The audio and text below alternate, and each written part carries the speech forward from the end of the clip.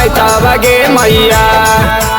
बड़ी गे नियम से पढ़ाब तीन राजस सर मैथवा गे मैया। जहानाबाद जिलावा के नामी हई विद्या कोचिंग सेंटर गे मैया। जहानाबाद जिलावा के नामी हई विद्या कोचिंग सेंटर गे मैया। बड़ी गे नियम से पढ़ाब तीन राजस सर मैथवा गे मैया। बड़ी गे नियम से पढ़ाब तीन राजस सर मैथवा गे मैया।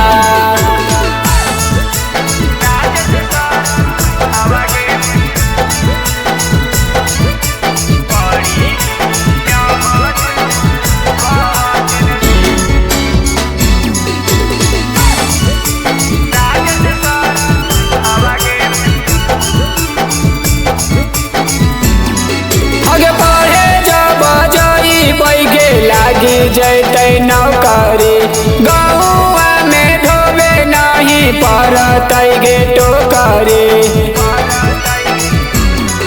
आगे बढ़े जब जइबै गे लागी जैते नौकरी गौआ में ढोबे नहीं पड़तै गे टोकरी।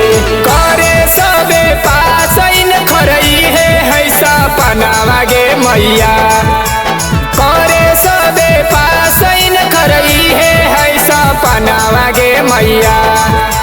बड़ी गे नियम से पढ़ाब तीन राजस सर मैथवा गे मैया। बड़ी गे नियम से पढ़ाब तीन राजस सर मैथवा गे मैया।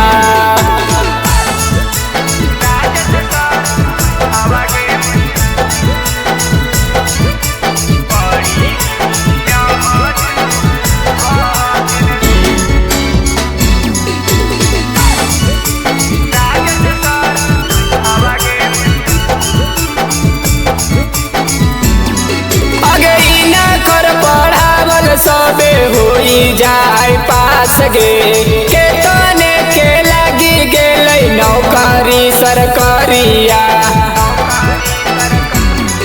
अगे इना कर पढ़ावल सबे होई जाए पास गे केतने के लगी गेलै नौकरी सरकारिया।